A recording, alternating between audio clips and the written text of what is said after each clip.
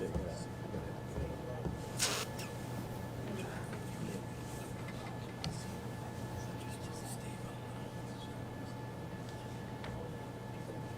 want to go first? Yeah.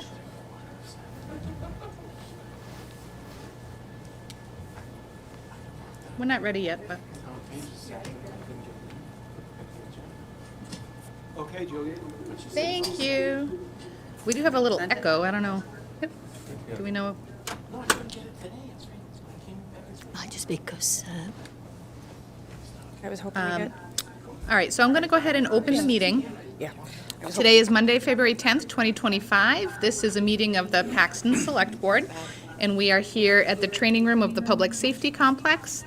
It is currently 7:06 p.m. by my clock, 7:09 p.m. by the wall clock. We're going to try and fix that. I thought it was okay at first, but I guess we'll have to wait.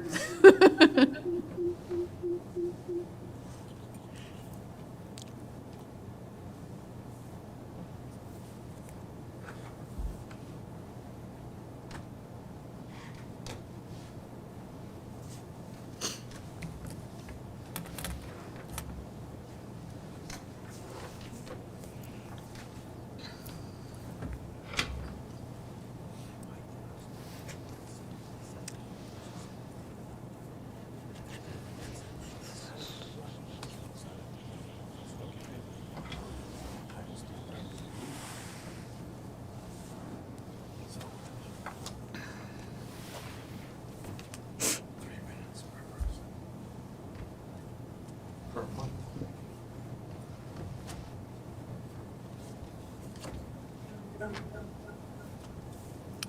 Tis still there.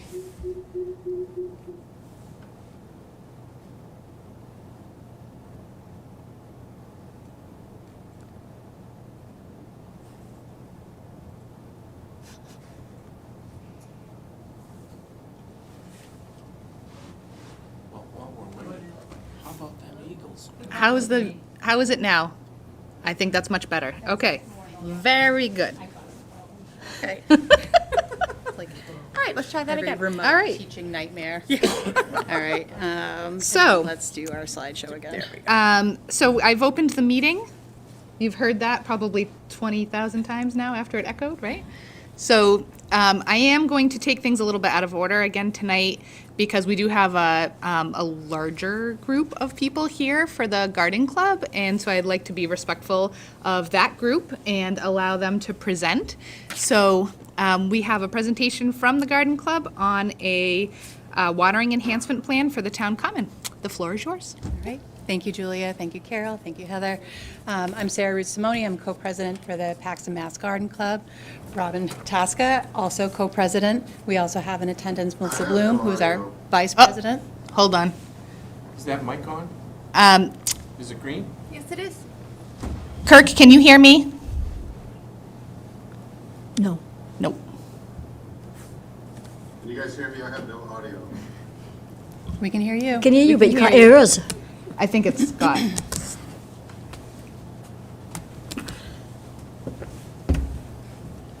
Just wait. Can you tell him to unmute on the Zoom? Are we doing we're on Zoom, right? Yeah. Okay. He said he just boosted it up. Kirk, how about now? Nope. That's a negative. Those captions. Sorry, ladies. You want us to keep going, or we'll just wait? Just hang on for now. Yeah.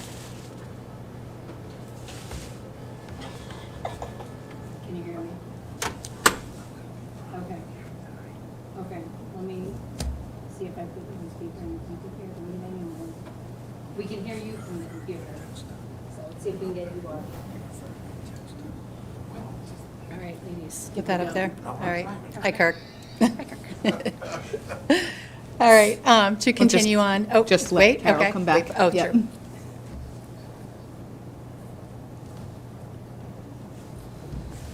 Kirk, can you still talk on Zoom for us? can't hear us, right? So am I getting an echo if I talk on Zoom? No, we can hear you on Zoom. If you want to just mute yourself on the phone. You got it. Great. Okay, you can resume. All right, thank you. And so I would like to thank everybody, that's really, really fun. Okay, you're probably used to that. I'd like to thank everybody who came out to support us tonight and for the town to supporting our endeavors as we move along and become a stronger club. Okay, hold on. It's a little Okay. annoying. Kirk, can you put mute on your computer? All right, I'm sorry, by mute, I mean, don't, turn off your audio, so you can't hear off the computer, and you can just hear off the phone. Okay, can you talk back on Zoom now and say hi? Is that better? The audio is supposed to be off. I think that's better. Shoot, nope, it's not. I don't think it's Can you your. turn your Do you turn your sound sound off on your computer? It is. It's his mic, that's the problem. Turn You the can't sound turn off that on your computer.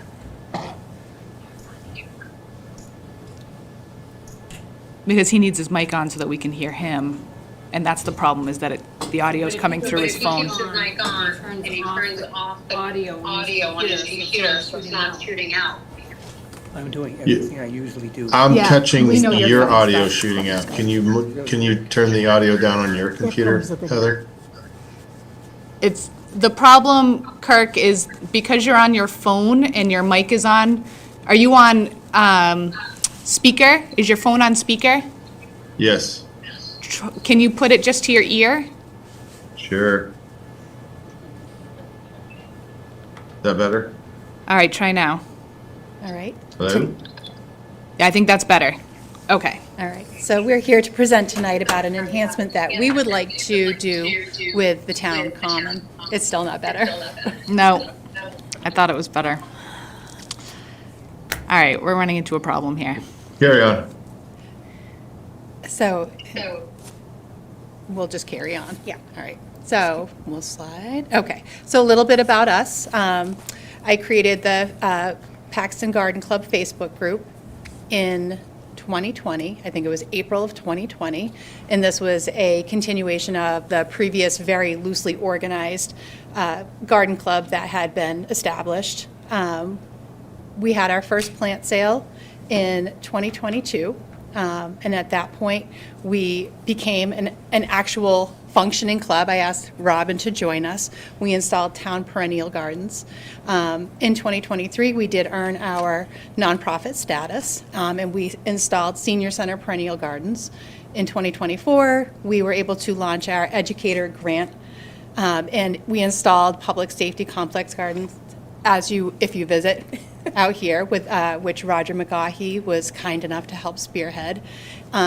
This past year, in January, we did launch our adult scholarship for members, and we're working on completing our watering project on the town common at this point. And again, our club is actually here to promote the love and learning of all things gardening in and around Paxton, which I think we've done something notable in this town, and I think everybody has had a chance to acknowledge that as they go through town. Community service, educator grant, public programming. So this is our three-pronged approach to giving back to our community. So an ongoing community service project, which is really the town common, the Paxton Safety Complex, the COA. We maintain planters at the Records Building and the Town Hall.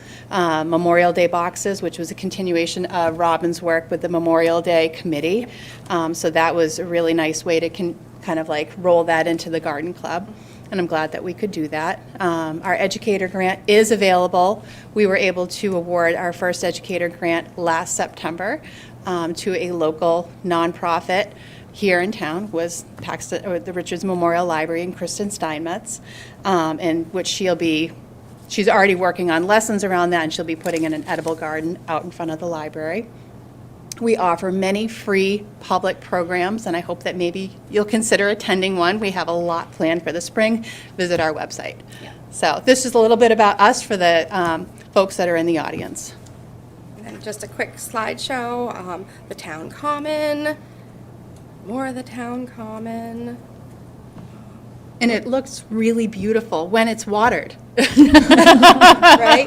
And our first year, it was a struggle. It was really dry up there. We worked really hard to keep that watered, soaking our flower pots in buckets. And then the year after that, it rained like crazy. We really didn't have to do much in terms of watering. Last year, we had a drought again. So we're dealing with like a lot of changes in climate. So having this irrigation on the common will help us further create a beautiful place in Paxton for people who pass by and make it easier for those who actually volunteer on the common to be able to water, because right now it's incredibly time consuming. It takes at least 2 hours, right? You're dragging hundreds of feet of hose from the north end of the common, stretching it all the way out to the Korean and Vietnam monument at the south end, and it's exhausting for people, and people don't have that kind of time in their day. So being able to continue with our project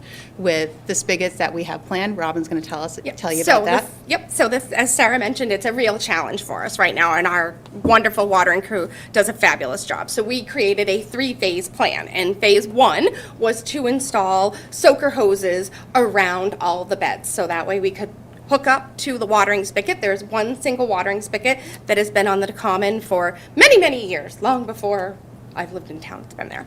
And we would hook the hose up, drag it across, manually water. We put the soaker hoses in to try and water more efficiently. They are buried, so they go right into the ground. There's no evaporation. Phase 2, which is what we are here tonight to request of you, hopefully you will agree that it's a good idea, is to lay an irrigation pipe that would then have a small little spigot at the main monument, where the Civil War monument is in the middle, and then all the way down where the Vietnam-Korean Memorial is, which is the one right across from Country Bank, more or less. And then we have a phase 3, which we're not there yet, but we're hoping to work with DPW when they expand the sidewalks and put some planter boxes in. And that is a request that DPW made. So that was something that they would like to do in the future when they're ready, because they need to widen the sidewalks and redo them for ADA compliance. And they thought planter boxes would be nice, especially at the crosswalks for safety and helping enhance and so forth. So down the road, that's like a future plan. So, but today we are here for phase 2. We have been as you can see, there's phase 1. This was before we buried them. We laid them out for testing to make sure they work. We have a timer, which is how we plug in, because there were so many, that's how we plugged into it. The timer only runs when somebody is there. It is not something that is just running when somebody is away. You have to be present to get the system to work. And then we put them there in the spring, the timers, and then we take them away in the fall. But as I mentioned, the hoses are buried. DPW has been 100% in support of us this entire time. So here we are. Very simple. There's already an existing spigot. Dig a 8-inch by 8-inch trench down the common. When you get to the Civil War, put, and I'm being a little bit layman's terms for the sake of the public and my own knowledge, when you get to the Civil War, there will be about a 13-inch spigot head coming off the ground, the whole thing with a little spigot head, and then keep on going to the Vietnam Korean, and there'll be another little one. They will be buried within the garden, so they're not going to be affected by weed whackers mowing anything. The system is a typical irrigation system. The reason we're going to put spigot heads instead of somebody who has irrigation at home, it pops up and it sprays the water. We're not doing that. We're doing a little spigot head so we can plug the hoses that are around the bed directly into the little spigot head, and then nobody's dragging hose across the common, because that hose gets very heavy, 350 feet, as Sarah said.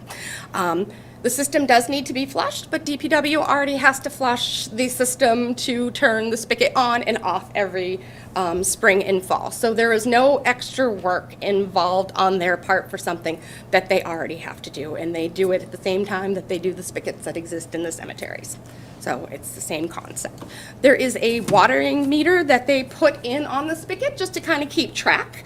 And I can tell you, they did that in June of 2023, and they measured the watering usage approximately late April through mid-October of 2024, and we only used 2,070 gallons, so extremely small. It averages out to about 23 gallons a day if you were to do it. But we're not watering every day. We have our watering crews very, very versed in best watering practices, in conservation. So we're keeping an eye on how to do it.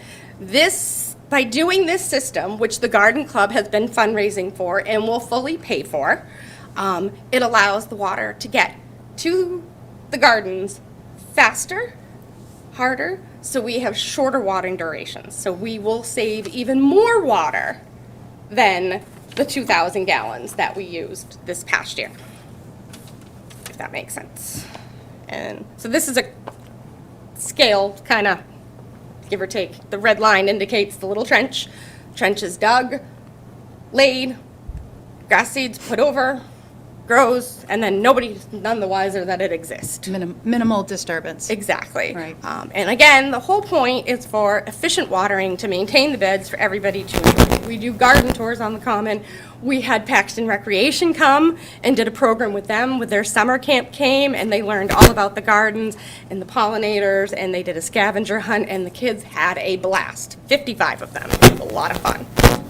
So. It makes it a beautiful place to be, and I wish we had testimonials for I know. every person that approaches us when we are out on the common watering. Usually if it's a Sunday morning and church lets out, people walk over and they're like, wow, thank you so much for doing this. And so I think it's Paxton small but mighty, right? Like we can do this sort of thing, and we can make our town even more special, by improving it in this capacity. So 100%. I do hope that you will consider approving this Yeah. project.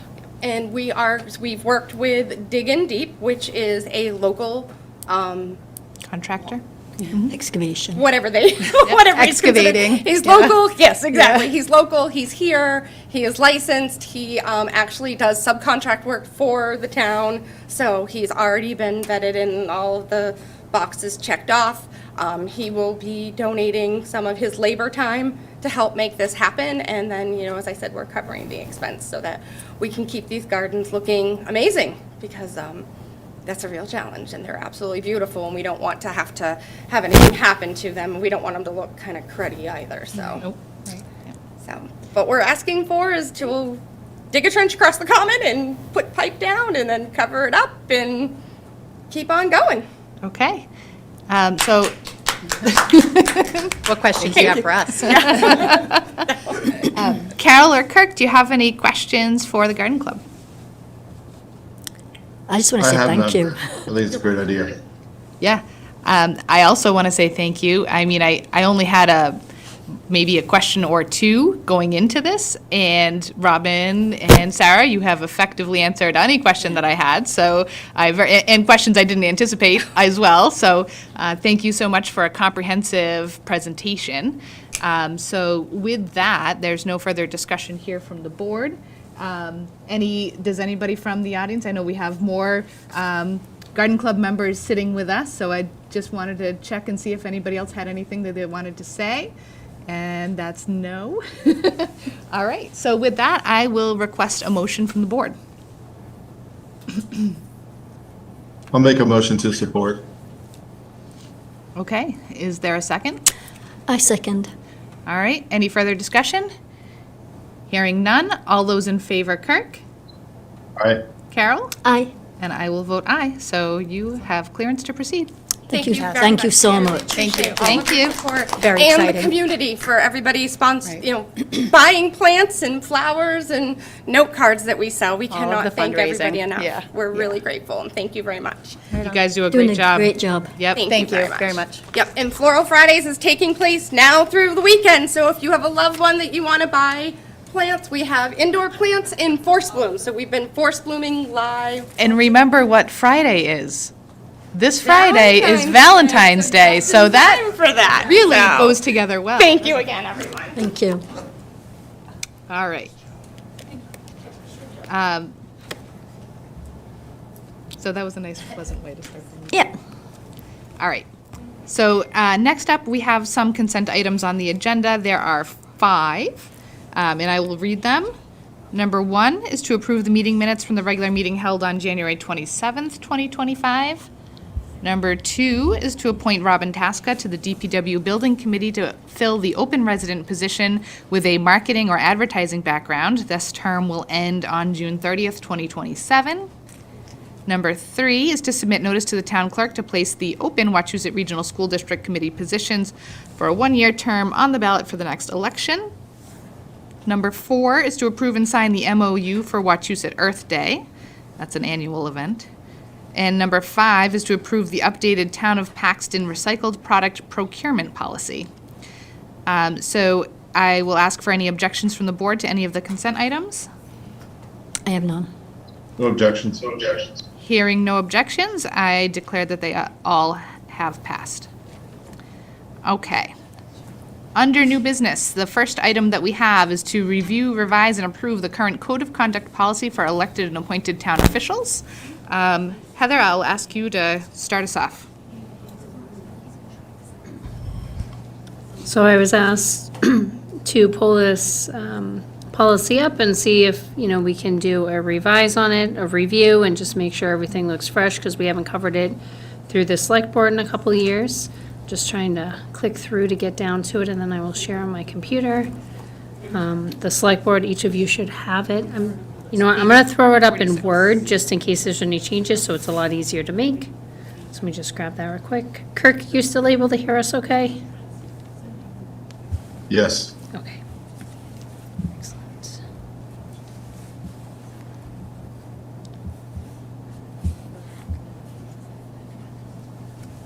Where are you?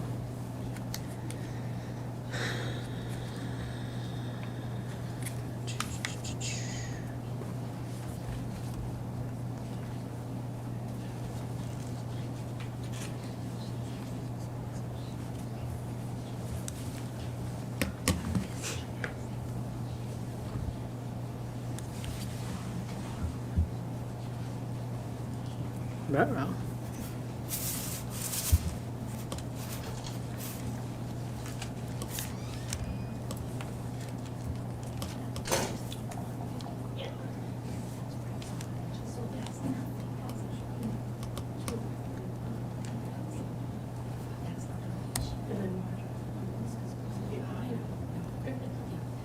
All right. Can we see this? It's a little smaller than I would like, but. I can see it. All right, so we have right here, this is the current policy, so this is something that everyone should be receiving on an annual basis, the code of conduct policy for elected and appointed officials.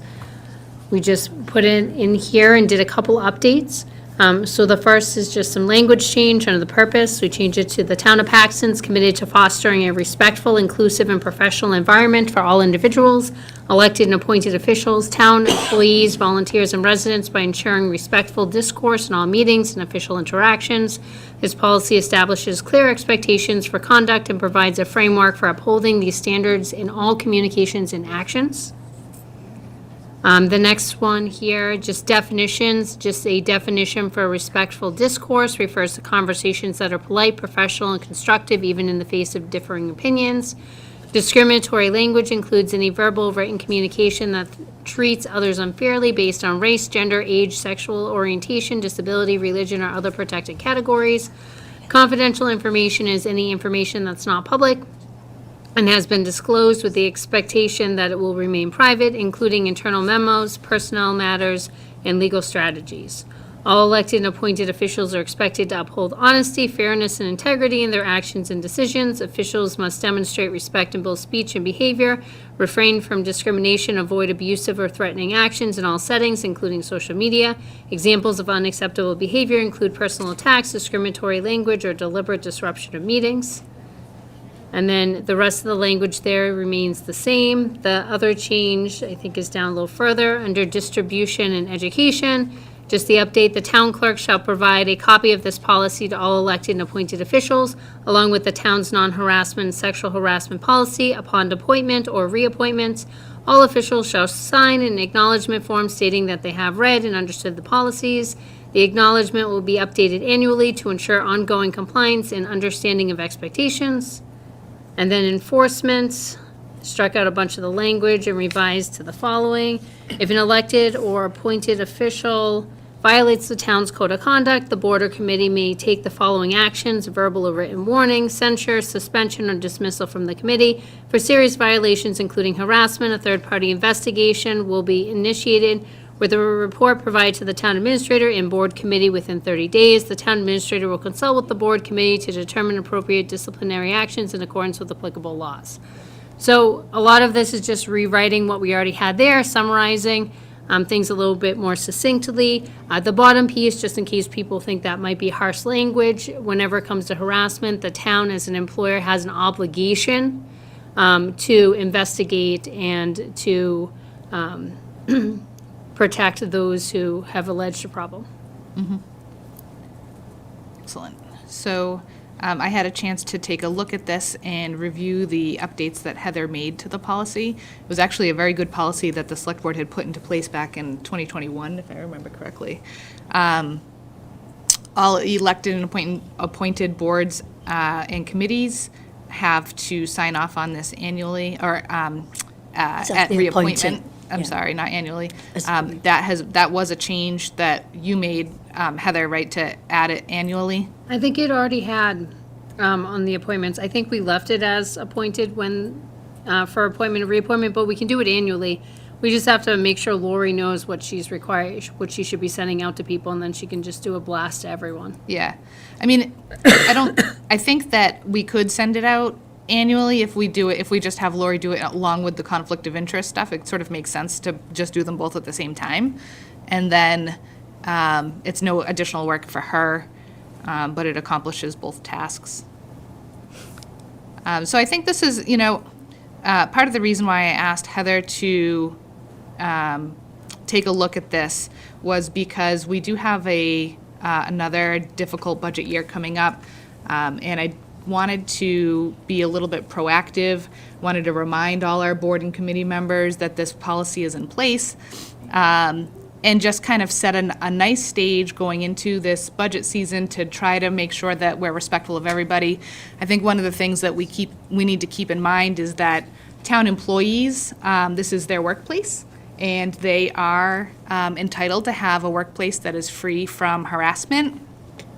They are also entitled to have a workplace that isn't viewed as being hostile in any way. And so we need to just kind of make sure that we're being respectful of our town employees, as well as following the appropriate channels and just generally treating each other with a certain amount of respect. So with that, any additions, subtractions, changes that would like to be made by the select board? I'm all good.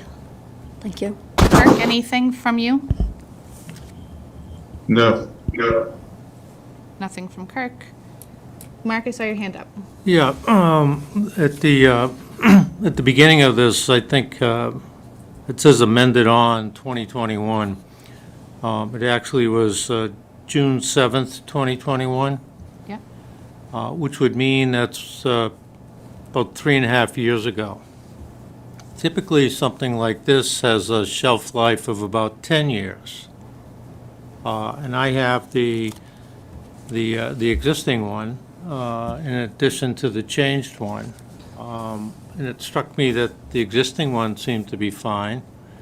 So I was wondering why we were accelerating what is traditionally a longer shelf life to a shorter shelf life. And then, Julia, I can't help but pick up on your comment that you think we ought to do this because we have a tough budget season coming up, which is Finance Committee centric, so I'm trying to piece together exactly what you might mean by that. I hope you're not implying that some of the committee members of that Finance Committee are going Not at to all. act inappropriate, because if it's a tough budget year, it could be that it's the public that's aggressive For and sure. assertive and the like, and this doesn't apply to them. This only applies to the appointed and the elected officials. So I guess the question is, could you clarify what you meant by that? I think it's just a useful reminder for all of our boards and committees. Which takes me back to the earlier point, the one that we had in existence was a useful reminder, which we've all signed. Right? So it Yeah. seems to me that there's maybe some other motivation here that I'm trying to get to the bottom of. I have no other motivation other than to provide a reminder to everybody. We do have like I said, a difficult budget season, and in fact, in the email to the town administrator, what I had written to her as I asked her to take a look at this is, as we approach upcoming meetings where town employees will need to present to boards and committees during this budget season, I'm mindful that the process may be particularly challenging this year.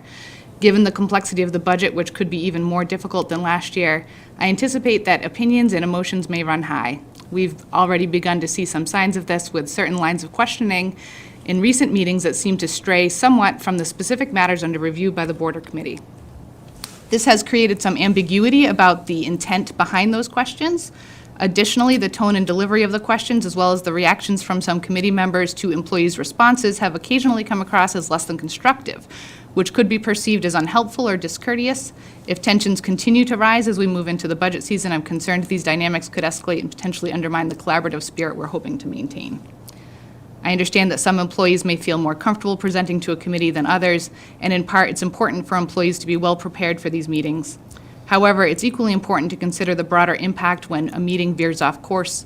Employees observing these interactions may empathize with the person presenting, and if leadership is perceived as disengaged or not addressing behavior that may seem inappropriate, it could unintentionally set a negative precedent and impact overall morale. While these meetings are public, the employee is still in a workplace context, and it's essential that they feel supported, especially if they are being questioned in ways that may come across as critical or unfair. We should strive to create a positive and respectful work environment by intervening when needed to ensure all individuals are treated with dignity and fairness. Additionally, if these types of interactions persist, it could lead to perceptions of a hostile work environment, which we should work to avoid. I believe it's important to address these issues proactively, but it's also important that we approach them diplomatically to avoid creating unnecessary conflict between boards. I'd appreciate, and this was my email to the town administrator, I'd appreciate it if you could take a more active role in managing meetings, particularly when it comes to stepping in to de-escalate tension and ensuring that employees aren't subjected to questioning that could be perceived as unnecessary or inappropriate. Taking this approach would not only help maintain a positive atmosphere, but it would also signal to all employees that you are committed to fostering a respectful and supportive environment. Additionally, I think it would be beneficial if we could provide more support to employees as everyone is preparing for these meetings. This could involve ensuring questions boards and committees plan to ask are focused on the specific matters under review. It may also involve offering guidance or coaching to employees before meetings, which I know you've done in the past. I believe these steps would help ensure that everyone is better equipped to engage constructively and with confidence. Given the recent concerns, along with the upcoming budget season, it may also be a good time to check in with employees, listen to any concerns they might have, and reassure them that their well-being and dignity are being prioritized during this period. So that's essentially the basis for my request. So can I just add, I think you said tough budget season a number of times. So I would add to that, along with a tough budget season, and for that matter, a tough capital request season, comes tough questions, tough answers, tough measures, tough decisions. It's tough for everybody, both on the receiving end of those questions and having to make a decision that could ultimately be on the backs of the taxpayers. So I would want there be recognition that the committees, and you happen to cite budget, so I'm going to go back again to finance and capital. We got a very difficult job to do, to balance a budget, to not pass overrides just carelessly and frivolously to the backs of the taxpayers. The same thing, we have $750,000 worth of asks in front of the Capital Improvement Planning Committee with zero money to fund it, maybe $100,000.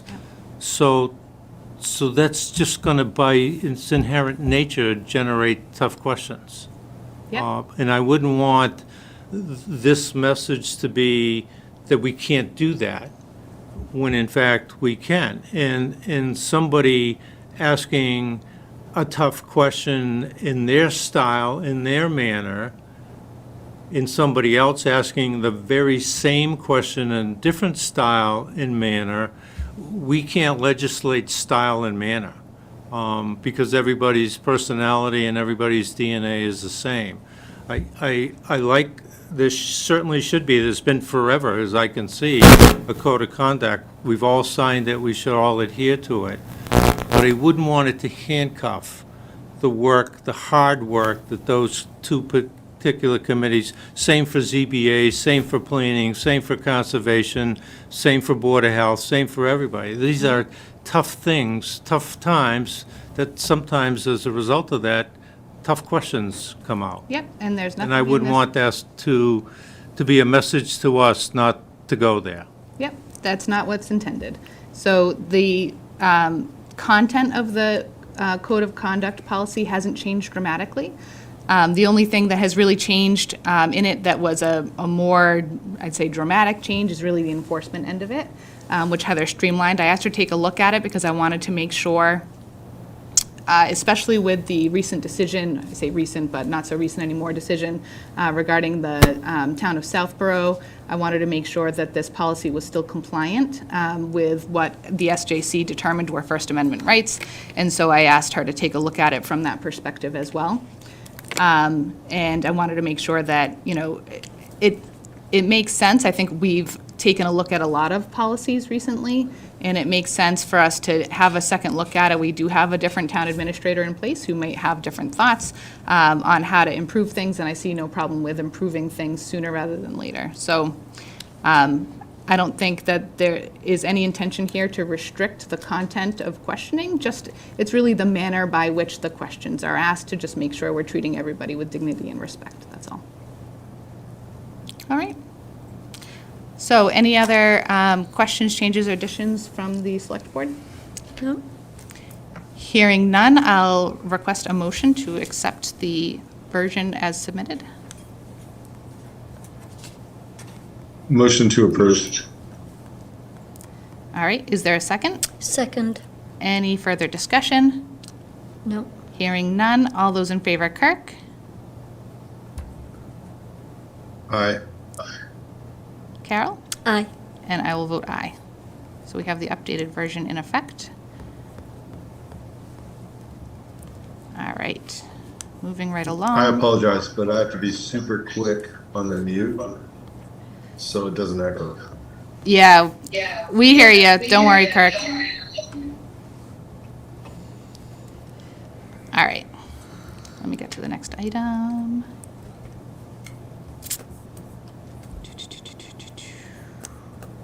All right, next on the agenda, we have an update from the town administrator regarding the Wachusett Regional School District meeting that was held on February 4th, 2025. Mark was in attendance, as was I. It was an eye-opening meeting, I think, is what I would call it. So just to be clear, in case people are looking at the calendars and saying, hey, wait a minute, I didn't see the agenda for that. So we did have an unofficial meeting, so it's just, you know, the TAs from each of the communities and a representative from the Select Board and FinCom, along with the superintendent of schools and a few members of their faculty, or their staff rather, as well as a couple members from school committee. So there were no quorums. It was more like an open conversation where we could ask questions of the school, and they could share information with us as well. So they held their retreat the prior Monday. So I think it was the day before we met with them to look at where their budget was going to fall for this year. They're very focused on trying to, you know, they feel like they've got a decent handle of where everything is, both financially as well as academically from the past couple of years, since they've taken over the administration. And they're now looking to move the school forward, or the whole school system forward, including making improvements and enhancements that they believe are essential to continue the progress of the students. They feel that at this point they've moved services they currently had around, evaluated everything they currently had, and at this point moving forward, and you'll see when they come to do their official presentation, that they're looking at a 5% increase That is essentially for their level services, and they have another proposal as well as an alternative to the school committee. That's a 5% plus a 1%. What that does, because everyone's question is always, how does it impact our town, right? So our assessment, therefore, from last year's number would go up 8% if their number is 5%, and it would go up about 9.54% if their number is 6%. One of the questions that was asked of them, which was a great question, which was, can you kind of project out the next couple of years and what you're looking at? And very honestly, the school's they're looking at continuing that same piece where they're doing level services and that they're seeing a 5 to 6% increase in their budget over the next several years. So that's pretty impactful for us. This year, when you look at the breakdown of the assessments based on where all the funding currently falls, including Chapter 70, we're the highest hit community with the percentage. Remember, a couple years ago it was Rutland. This year it's us at 8% and 9.54%. I think the one under us is like 6 something. It's a decent number. Yeah, so that was a nice concise summary, thank you. It was eye-opening because even at level services, the school budget would be at 5%, a 5% increase. And what they're talking about is they don't want a level service at this point. They've, as Heather mentioned, they feel like they've looked within enough to know that there isn't any reallocation that they can do to try to improve what they're able to provide. So we're looking at either level services or level services plus 1%, which is what they're requesting in order to try to move forward. Obviously, the school committee hasn't voted on this budget yet. Do you know when that's supposed to take place? I do not. I don't know either. I think it's coming up soon because they're presenting to us like around March 12th. Yeah. Or something of the sorts. The one other thing I wanted to add, and I'll send a link to Donna so she can throw it in the minutes if anyone at home is interested. So there's a project that came out, a group of folks, back in October, they did a presentation. They're calling themselves Project 211, put on through the Massachusetts Association of Regional Schools. So what their emphasis is they're talking about something called hold harmless, right? It's much more impactful for regional school districts than it is other schools. And they did a whole presentation. I think they have a webinar on it as well, where they recorded, how the state actually looks at Chapter 70 and how they look at regional school districts. And for regional school districts, they look at us all as if we were the town of Wachusett, as opposed to the region of Wachusett. And it really impacts those regional school districts, and we get stuck in that hold harmless status a lot easier than other communities do, and we're not getting anywhere near the same funding as a result.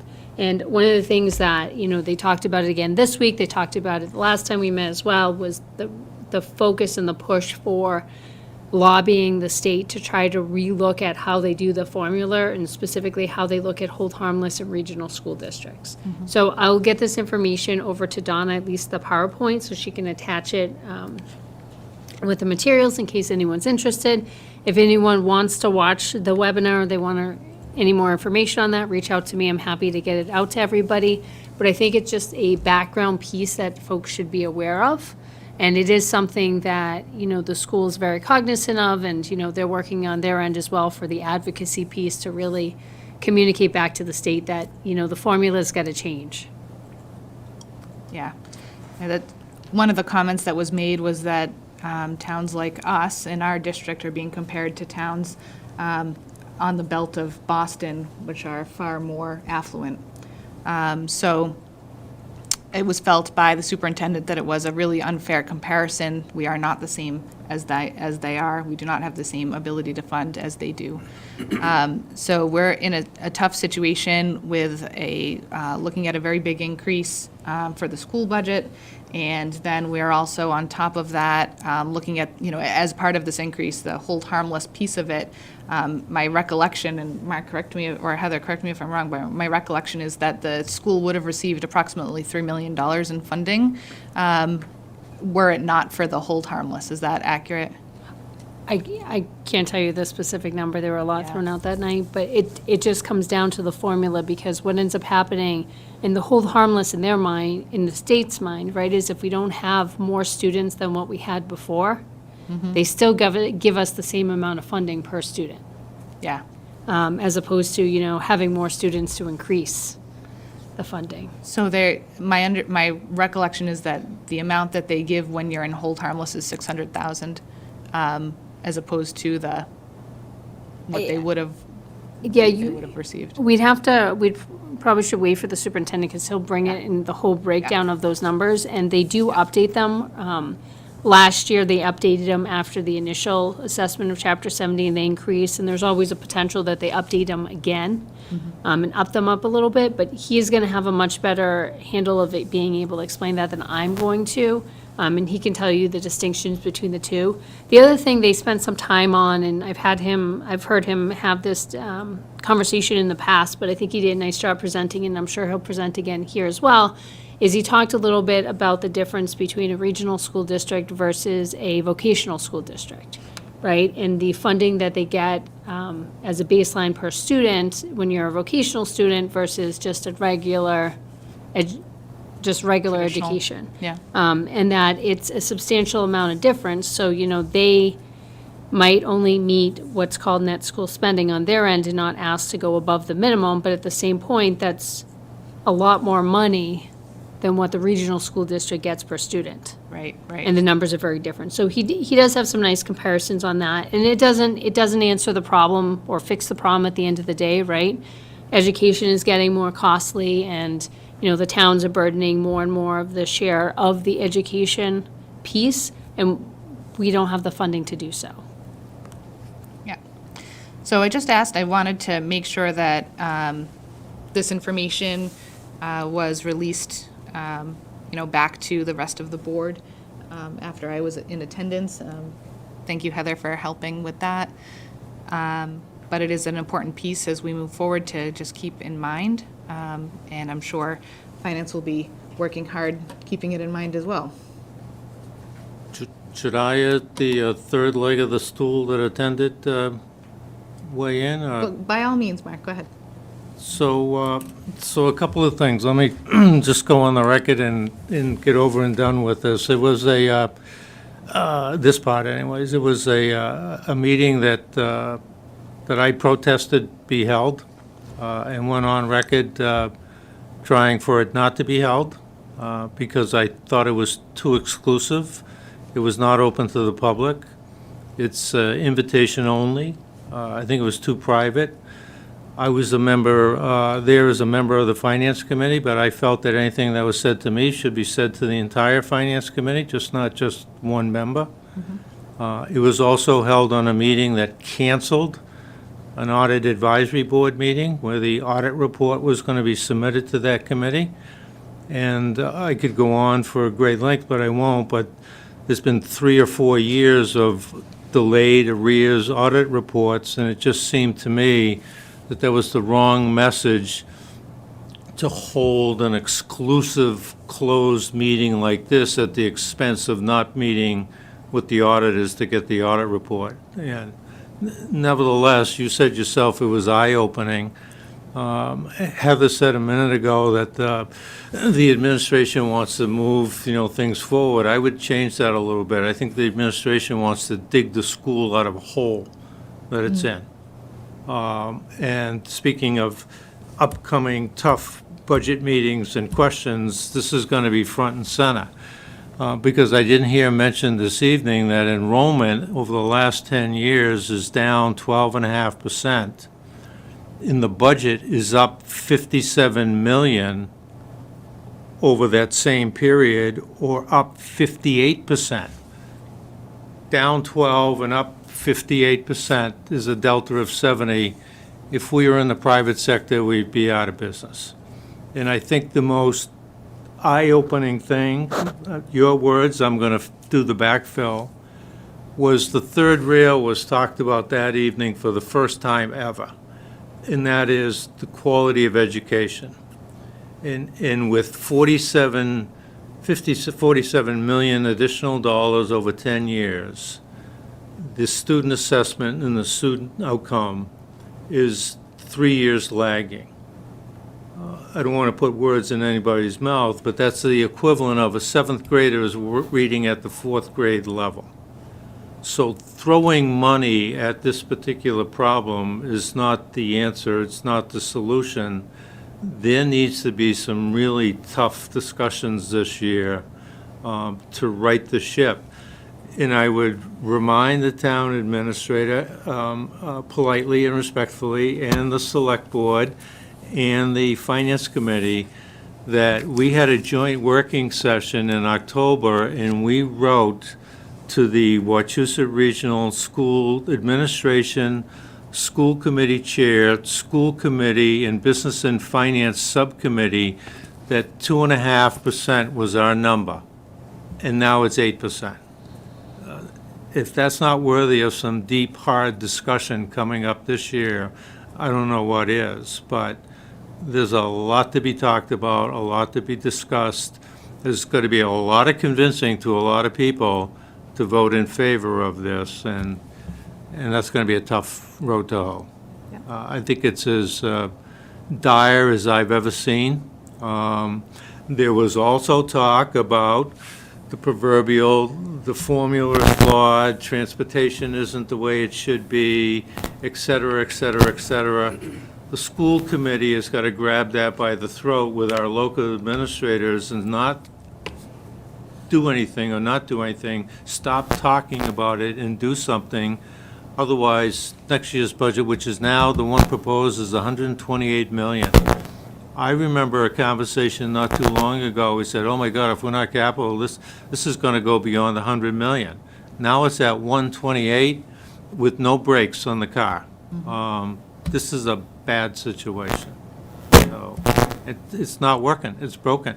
And by the way, it's not working nationally or statewide. It's a problem.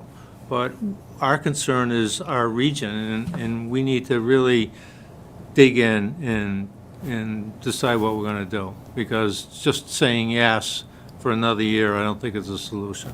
Yeah. And Mark, I think you really hit the nail on the head, especially with your most recent comment, which was, this is not a problem that is unique to our school district. It's not unique to Paxton. This is a national issue. It is a statewide issue more so, at least from our perspective. And, how do we fix it? That's a question of the hour, isn't it? So allow me to footnote that. I was speaking as a single member of the Finance Committee who was invited to a committee. I'm not, my comments are not the voice of the Finance Committee, several members of whom will have a different view, and I respect that. But I'm just giving you my report of the meeting that I attended. I appreciate it. I think it's interesting, different people attending the same meeting have different takeaways, and I'm glad that all three of us are here tonight to give our perspectives on what we each encountered at that meeting. One of the things that impressed upon me was the comments from some of the other towns around overrides and how they think overrides are going to look going forward. And there was discussion around, do we do an annual override? Do we do an override every 5 years? Do we just prepare to do an override at a consistent interval? Which I thought to me, was a little bit shocking to hear people talking like that. I know a comment was made that one of the towns hadn't passed an override in 40 years. And so to hear you go from, not passing an override for 40 years to starting to talk about, and not the same town, but starting to talk about needing to pass an override on a consistent interval is a huge difference. So yeah, we're not the only ones facing this problem. So I don't have the answers, unfortunately, but at least we have more information. All right. So thank you for that, Heather. So moving on to old business, we have to review, discuss, and approve a public comment policy, if you are obliged to do that. I asked Heather to take another look at this, well, actually, Heather asked me if she could take another look at this public comment policy. We had set forth one previously, not to pick on you, Mark, but Mark had a lot of words around, maybe softening the language of the public comment policy so that it didn't provide, and excuse me for putting words in your mouth, if I'm summarizing it correctly, please correct me. But it didn't provide an air of encouragement in terms of public comment, and I took that to heart a little bit. I asked Heather to please take another stab at it, and so we have a new stab. It is entitled currently a citizen speak policy, and I will let Heather take the floor from here. I stole this from Wellesley. Made some modifications to it. This just takes a different look at different direction of what we had previously looked at. Hopefully taking out a bunch of the controversial sections that fostered a lot of debate last time. This is more of just a larger approach and kind of just controlling to make sure, our meetings stay on course. It's specific just to the select board, so if there's another board or committee that would like something, they are welcome to adapt that policy, or if, everyone thinks this is the best policy that was ever written, we can always mold it into a bylaw at some point. This is more of a focus on the importance and the ability for the public to have an opportunity to speak at a select board's meeting and have public participation. You'll see down here in purpose, and I'm not going to read this out to everyone because people will hate me very quickly. Purpose and opportunity for public input. The board encourages participation and listens to public input with the aim of improving the quality of life for all members of the Paxton community. It has a focus on time limitations, so folks are welcome to speak. It's 3-minute limit per person and then 15-minute per meeting. These are arbitrary ones that I took from another community, but the select board could choose whatever they'd like to put into this. Acknowledgement, consideration of concerns, so this is just letting folks know what the expectation is. So after they do their brief presentation, the board may choose to provide a brief response if appropriate, refer the concern to a relevant department, committee, or board for further review, or direct the matter to a future meeting agenda if necessary for further discussion or decision-making. Let's see, the board may choose to place an issue raised during citizen speak on an upcoming agenda, but this decision will be based on the nature and urgency of the concern and the board's discretion. There's a sign-up process, so the notion is just simply, if everybody in the entire town would like to come to speak, it is first come, first serve, and, they can serve about 15 minutes, which is about 5 people per meeting, just so that we can, contain the meetings on the time. Respect and order. To maintain a respectful and orderly meeting environment, the following guidelines must be followed. Speakers are asked to address the board through the chair. Personal attacks or disruptive behavior will not be tolerated, and the board reserves the right to ask individuals to conclude their remarks if they exceed the time limit or engage in inappropriate behavior. So it stays away from a lot of the things that were of large debate in the last one. And then follow-up. After the portion of citizen speak, the board may take the necessary steps to follow up on matters raised, either through internal discussion, referring the issue to a relevant committee, or placing it on a future agenda. Residents can expect to be informed of any developments regarding their concerns in a timely manner. The town of Paxton values and appreciates the input of its citizens, remains committed to fostering an inclusive, transparent, and responsive government. All right. I have a few small requests for changes, but I'll put it out to the rest of the board first. Anything from you, Carol, for changes, thoughts? No, I don't think so. I read through it. I didn't realise. I didn't compare it to the original one, or the one that we were looking at. So, but looking at the one we've got in front of us is fine with me. Okay. Kirk, do you have any additions, subtractions, changes? I had a hard time hearing Carol, but I guess my concern is that it doesn't really leave place for dialogue. Some people might not know that they want to speak until they're listening to the subject matter. And it seems a little bit restrictive. And this method of communication is wicked awkward. It is what? Wicked awkward. Yeah, well, the problem that we run into, and I think what a lot of other towns run into, is when it derails the meeting and we end up here until midnight. And we want to try and put some guardrails around it so that we can make sure we get to all the business we need to get to and are also respectful of each other's time so that we can get home and manage our families and homes and bedtimes so that we can get to our next day appropriately. I appreciate that, but I also would like to see some language that gives the board the opportunity to continue dialogue if someone raises their hand or has a question. So I think that is in here. It does say, where is it? It says they have to sign up first. So I think I can help you, Kirk, on this. So I think this is specific to the section of our agenda that is public comment. So instead of public comment at the bottom, it would just be called citizen speak. So it doesn't change someone's ability to raise their hand like Mark or Neil or whoever's in the audience. If, item number 2 is a question, they have something, if Julia wants to recognize them as the chair, she can. They still have that opportunity. This just curtails the unscheduled portion of the meeting Right. to a limited portion of time. Right. So are those matters going to be brought up as we're going through each line item or at the end of the meeting? So it'd be at the end of the meeting. So at the very end of the meeting, when Julia says, is there anyone here for public comment? She would say, is there anyone here for citizen speak? She would look over to Donna and see if anyone wrote their name on the list, or she'd look at the 2 individuals in the meeting, because that's all we have. We have Sean Okay, back so here, by this, the way. But so this would be in addition to when we're discussing a topic and we say, is there any public comment? Correct. Okay, Yeah. thanks for that clarification. I just didn't want to put anyone in a box. Yep. Nope. So this, as Heather mentioned, it controls only the quote-unquote public, what's currently listed as a public comment on the agenda. One thing I wanted to consider, though, in this, Kirk, what the concern you raised sort of helps me dovetail into this, is I was wondering about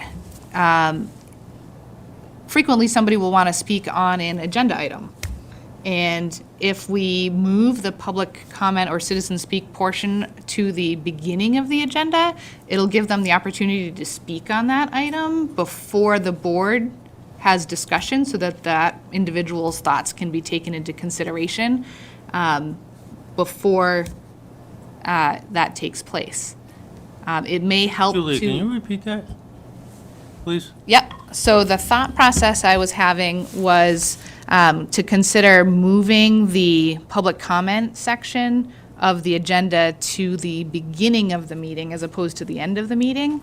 That would allow individuals who wish to speak on a agenda item to have that opportunity to speak before the board deliberates on an issue. It may help, I was thinking, it may help to streamline some of the discussion on the issue. But go ahead, Neil. I understand Oh, what you're sorry. saying, Julia. Yep. And I think that's a great idea for the quote-unquote public speak. Mm-hmm. But I still would like to have public comment when we're discussing an issue. Yep, wouldn't be intended to replace that. Okay. No, I just think it might help to streamline it if individuals are able to provide their opinion on an agenda item before we get moving, so that opinion is already out in the open before the board starts to deliberate the matter. The only thing I see with that is somebody might come in and talk about an agenda item, and it might be a waste of time because, for one, they may have got the wrong end of the stick by looking at the agenda item on its own. So I think it might be better to wait till the end or during the agenda so that you're not being, just not giving a wrong opinion on something that we might not even be talking about. You know what I'm trying to say? It's like, just because it says a certain thing on the agenda, somebody could interpret it that differently and have an opinion on it before we've even discussed what it's all about. That's a valid point. Heather, Some have you towns seen have a policy, like in Hubbardston, we have one at the beginning and at the end, and it's for any matters that are not on the agenda. So we have public comment at the beginning before we start the agenda, if anyone's there to say anything. Sometimes, most of the time, it's actually folks who came to speak on something on the agenda. They just didn't realize it was on the agenda, or the flow of the meeting, which is not a big deal. Usually you just hear what they have to say, and then we have them take a seat. We bring it back up when it comes up. Or sometimes it's just something they want to bring to our attention, about a stop sign, whatever it may be. They raise it, then they're all set for the evening and they can leave. But then there's also a section at the very end. So some have a early section and an end section. So if you want to start out with a, hey, I know you're going to be discussing this evening, and I just want to throw my 2 cents in before you guys discuss it, or some information, you have it, or just some random thought or something that's important to them, and then same thing at the very end. Yeah, you just made me think of something too. The other, I suppose, benefit of having it at the beginning would be if somebody just has a question about a stop sign or wants to mention something about a stop sign, they don't have to wait through the entire meeting in order to be able to voice that concern. They can voice it, it's off their plate, and they can leave if they want to. So I don't know, thoughts on 2?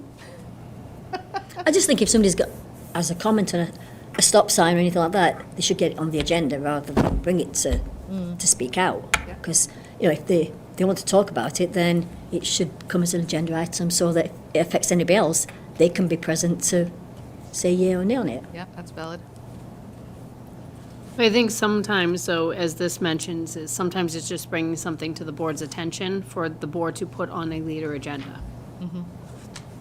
And folks don't, people who haven't had a lot of interaction with town government over the years, they may not know that, right? They may not know, they just call up our office, they start talking to us about the problem, and then we put them in touch with the right people and figure out what we need to do.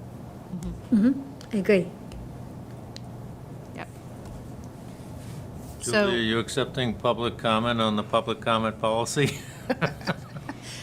Kirk or Carol, any other comments that you have? No, I'm all set.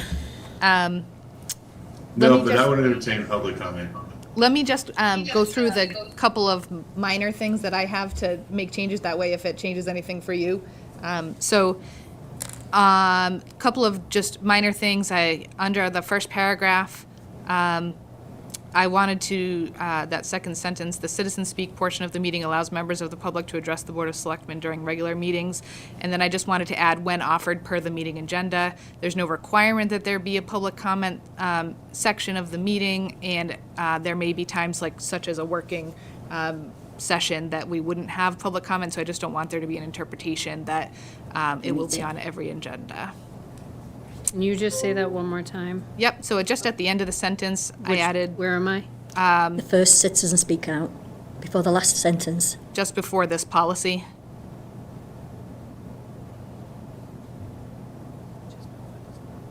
Do you see this? No, what section are you in? The very first paragraph. Oh, okay. Yep. Just before this policy outlines the guidelines, I wanted to add when offered per the meeting agenda, or something that means the same thing. This policy outlines the guidelines when, Yep, before that, at the end of the sentence preceding that, okay. when offered per the meeting agenda.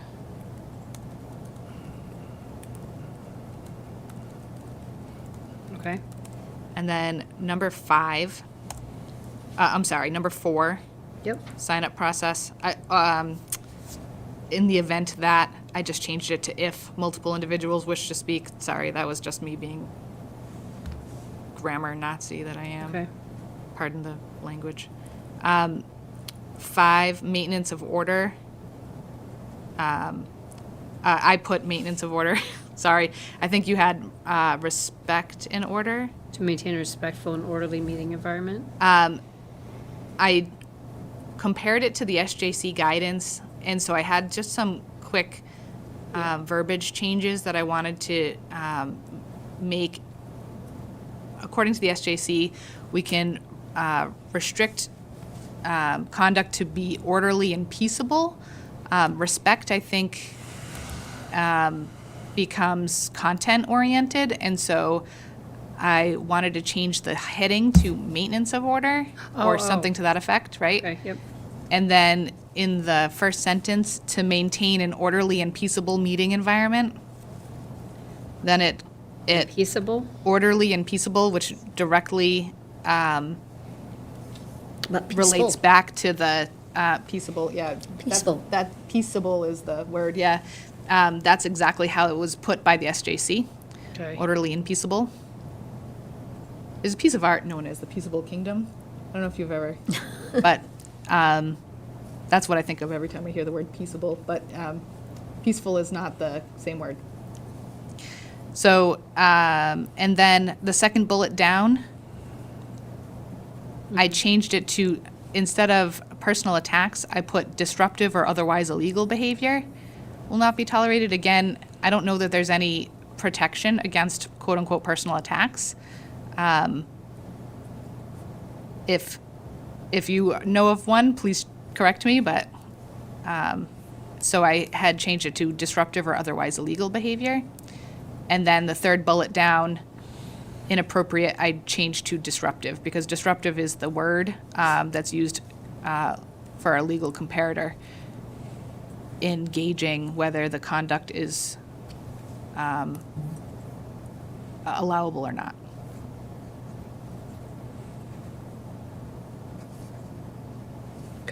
I also think that that sounds better than personal attacks.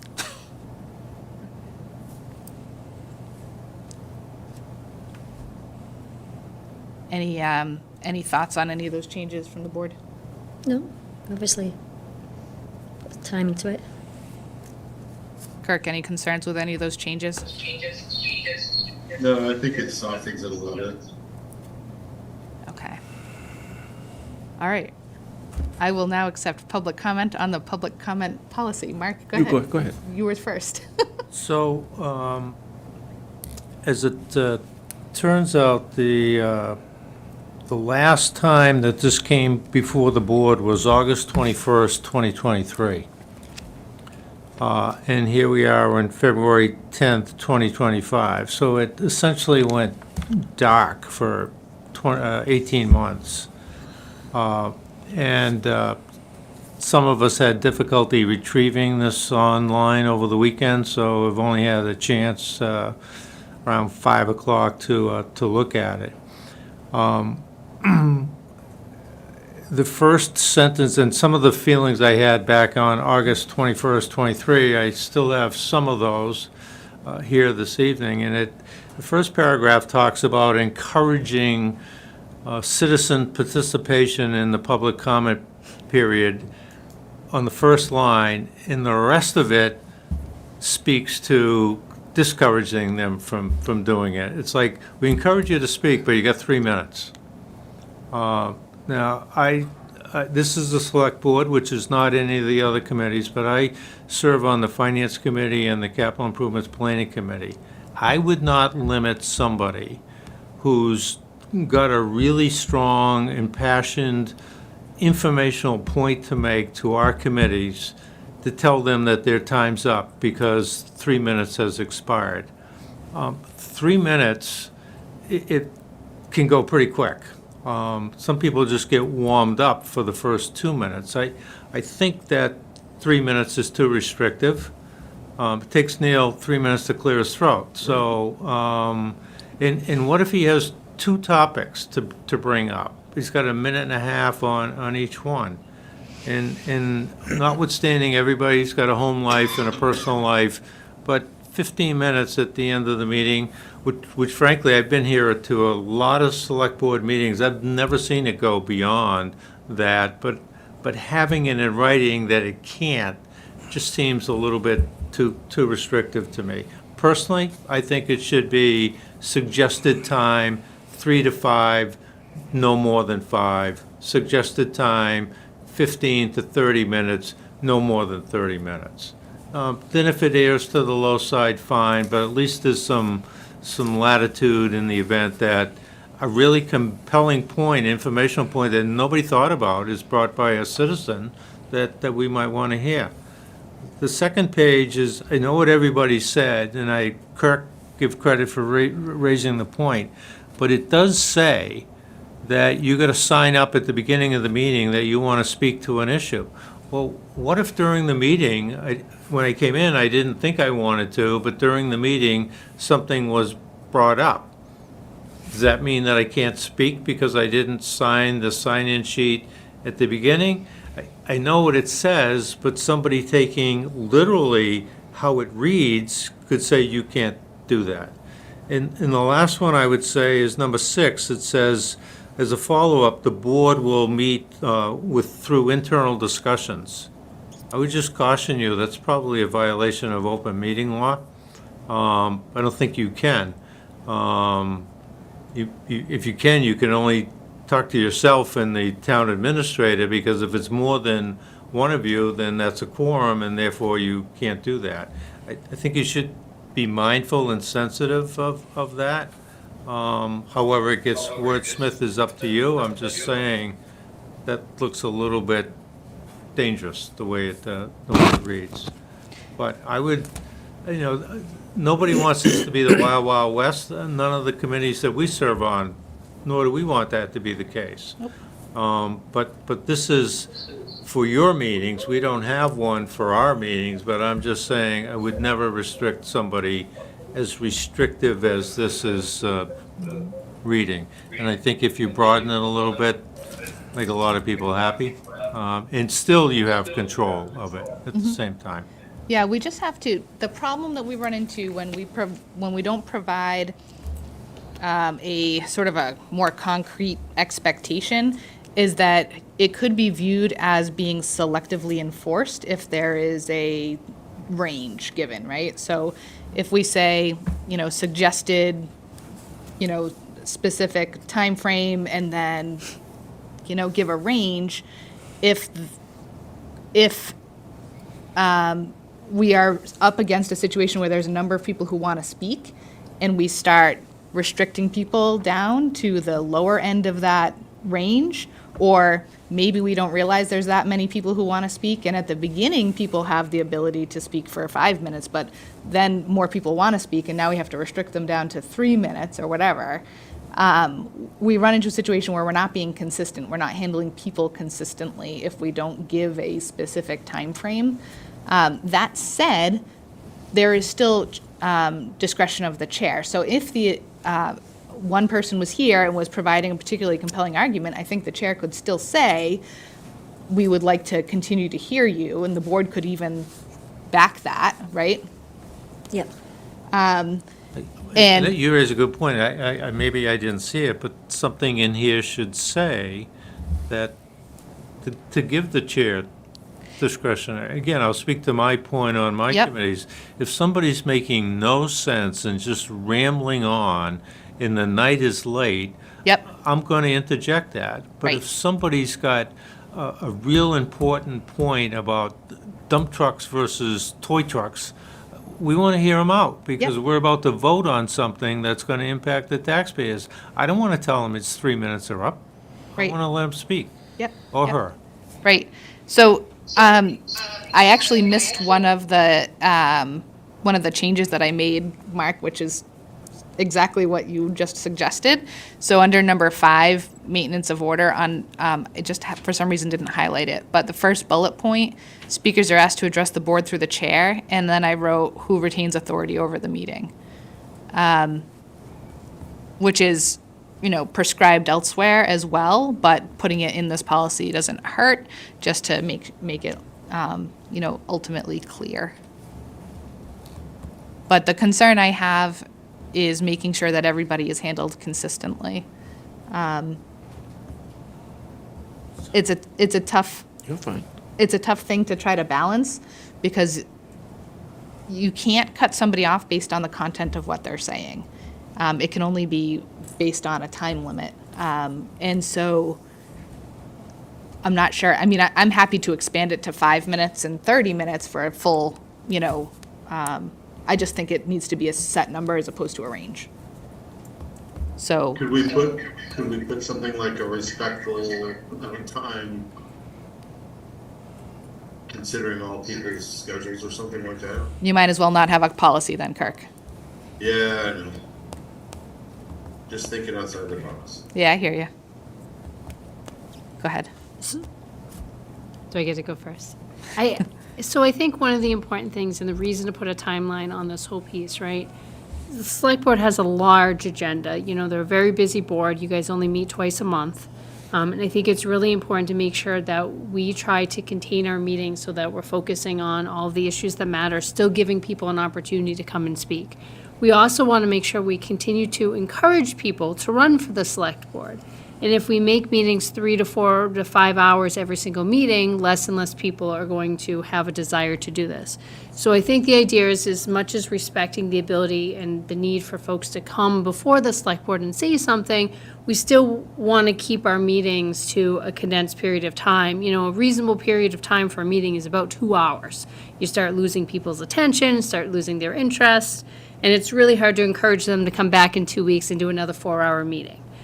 So keeping 15 minutes, I mean, the select board does meet twice a month. So if something else is really important, it can come up during that time. Plus, if it's really important, it probably doesn't belong in citizen speak, right? Someone should reach out to myself or to the chair of the select board and say, hey, you know, is there any chance I can come? You know, Robin did, right? I want to come talk about the garden club and I want to ask permission to do something.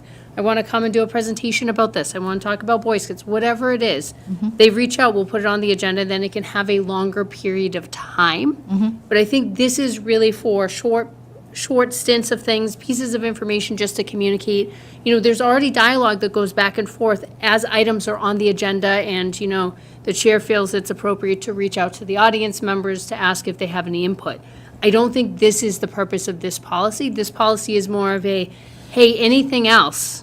This is a catch-all, and it really shouldn't be much longer than 15 minutes. We don't want a 30-minute, have everything else happen in that time. It's more of a, hey, what else do we need to know? What needs to come to the attention of the board? What have we not thought of? What is in the minds of the citizens that, you know, is important, should be brought up? Thank you for that information. You know, do we say something else, or do we put it on the next agenda? And Mark, to your point, I did change the word. By internal, I don't think it was intended to mean that there's going to be outside open meeting conversations. I think it just meant the board to have a conversation, right? So I just wrote either through board discussion, referring the issue to a relevant committee or so forth. So Okay. if Mark shows up for the citizen speak, he has his 3 minutes. He talks about how he would like tablecloths on all of these tables. The board says, thank you, Mark, that's a great idea. I think we should put this on the next agenda and ask cable to fund it. Your 3 minutes are up. Excellent. All right, Neil, go ahead. Okay, just a couple of comments here. First of all, I'm going to ask that you not take any action on this tonight, and I have a reason for that. Is I spoke with Donna and Heather prior to opening the meeting. I got back in town today, and I tried to access information for tonight's meeting, and I was locked out. Now, we went on Donna's computer, and it worked great. I brought my computer here, but I couldn't get in. It asked me for a username and a password, so there was no way that I could get anything to review for this. So it's not that I'm seeing this for the first time, because I remember it coming up 18 months ago or thereabouts, but in the last 17 months and 29 days, I've forgotten a lot about what we discussed. So that's the first item here. I do like the point of maybe beginning, getting some comments, and maybe at the end if something has come up that people want to talk about. So also, as a chair of a committee, and my committee is different than this because this is the main board of the town, but when we're having a hearing or a public discussion about a project or something in town, we welcome as many comments as we can get.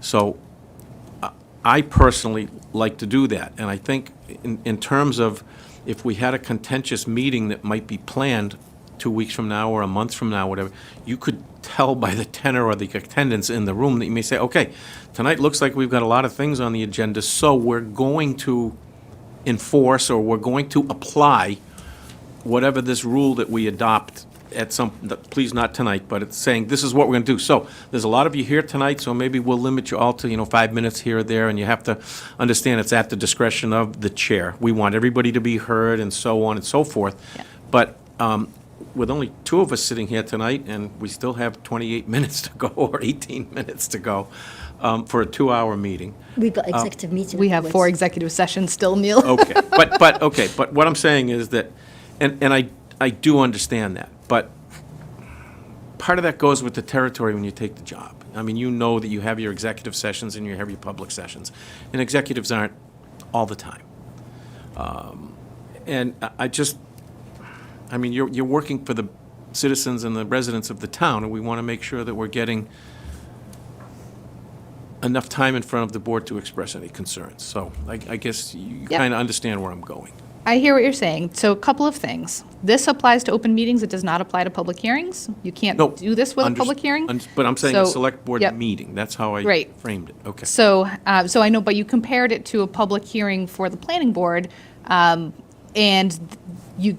a public hearing is, the intent is to get feedback, right? And so you certainly wouldn't want to necessarily limit the amount of time spent on that, although in a public hearing, you can still come up and say, okay, well, we have a lot of people here. As the chair, I'm going to ask that we, whatever, right?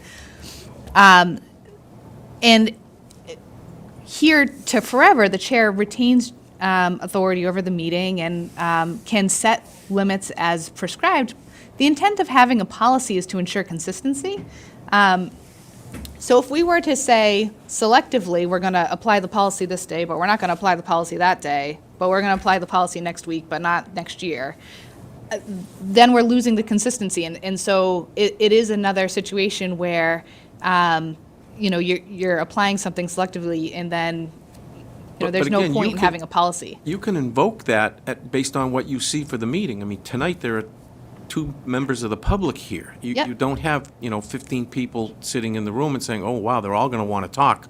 So you might just say, look, there's a lot of people here tonight, not sure yet what we're all going to talk about, but we may limit that. It's not that you have to do it tonight or in 2 weeks from now or 2 months from now, but you would kind of have the ability to gauge what you think, I guess, might be coming. That's all I'm saying. So I would like the opportunity, I'm asking you to postpone, take no action, or continue it, till I can just review some of this, because I'm sure I'm going to have other questions. I couldn't read the slides, Heather. I mean, they were there, but again, I'm kind of So- nearsighted, and I mean, you Neil, I waited don't- 18 months. Can we wait another 2 weeks, or can we wait another month? I don't want you to take this the wrong way. I'm not going to delay action on this tonight, and the reason is that there's probably 100 other citizens that could say the same thing, right? That they didn't get a chance to review it. A policy is a living document. So if after this, assuming that it's put in place tonight, it may not be. I don't have a magic ball, right? So in the event that it is put in place tonight, it doesn't restrict you from being able to raise your concerns later, and we can always make adjustments to it. So I would say, if you would like that, then you're welcome to bring it up at the citizen speak at the next meeting, or Do I ask for need it to be put on but agenda. do I need to sign in that that's what I want to talk about? You would need to sign in. That's Well, what- no, I don't think topic needs to be on the sign-in. It's just that you, So I just sit in the audience, and then when we get to public speak, I'd say I'd like to speak. yeah. Okay. You talk to Donna. Now, I would still encourage anybody who, if you know what you're going to talk about and you think it's going to generate some discussion, it's always better to get it on the agenda as opposed to bringing it in on a citizen speak, right? Because if you bring it in on citizen speak, then the board has limited options in terms of what they can do in response, right? So if you were to come in and you wanted changes made to this policy, and you did it during citizen speak, we would then have to defer it to another agenda in order to take action. So if you take a look at this, Neil, and you say, hey, I'd like to, I think I'd like to have some more discussion on this, then talk to Heather or talk to me and ask for it to be put on a future agenda. Okay? Okay. All right. So with that, is there any further discussion on this policy from the board? No. None from Carol. Kirk? All right, so I will ask for a motion on the policy at hand. So moved. What's your motion? To approve? To approve. Okay. Is there a second? Second.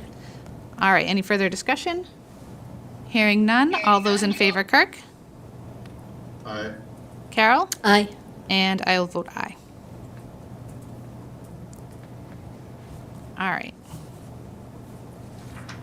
Back to the agenda.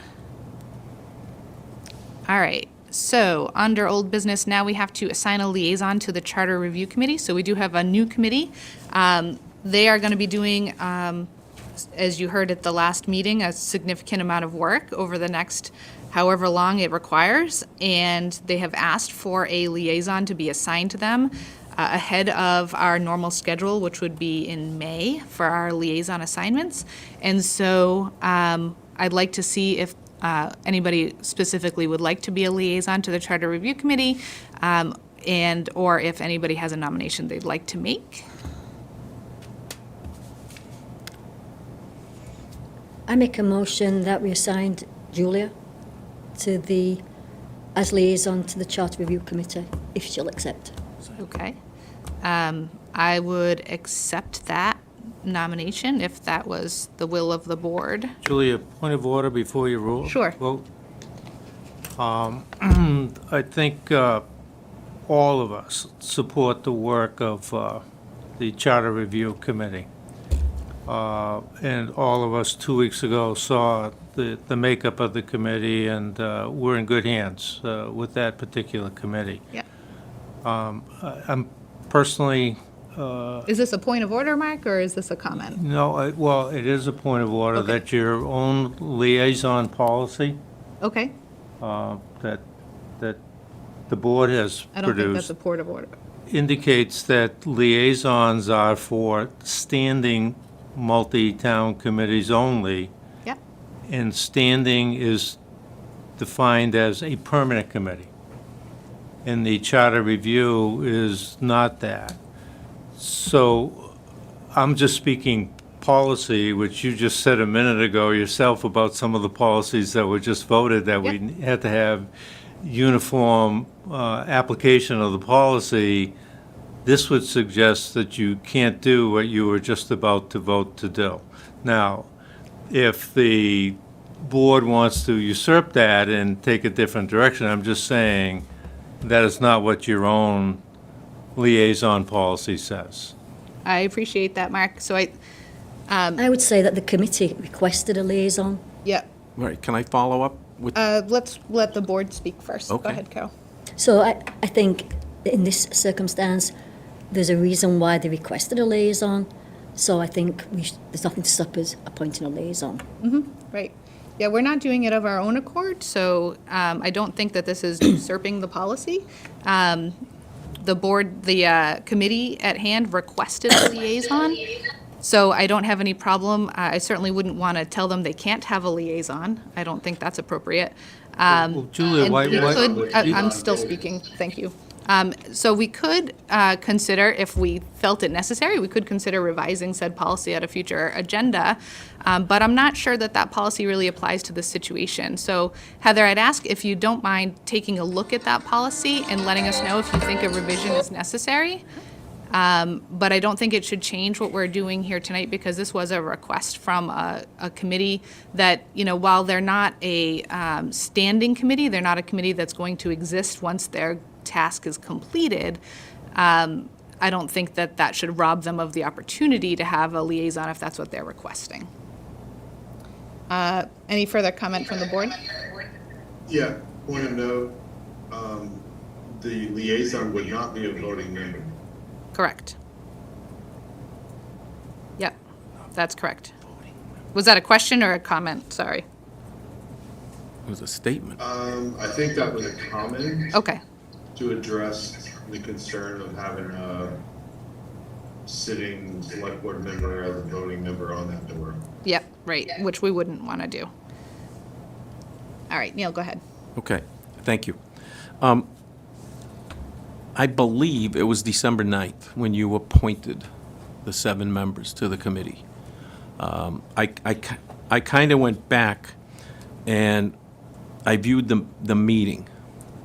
And one of the things I'm going to kind of summarize, and I apologize if I missed anything, but I'm going to kind of take this verbatim as to what you said as chair. And it said, "We establish a charter review committee that was intended to be comprised of members that did not sit on any board, the select board, the ZBA, the planning board, or the finance committee, or anyone else." Okay. We specifically asked for people like that so that they could come together and try to do what was best for the town and not be pulled in any one direction because of having an allegiance to any one board. So I think there is value in those, you were referring to the 7 people, so any value to them. We are in a position, all of us, as leaders of this town, where we have to have the open dialogue. So I'm just kind of saying, I don't understand why the select board would try to even interject themselves or inject themselves into that.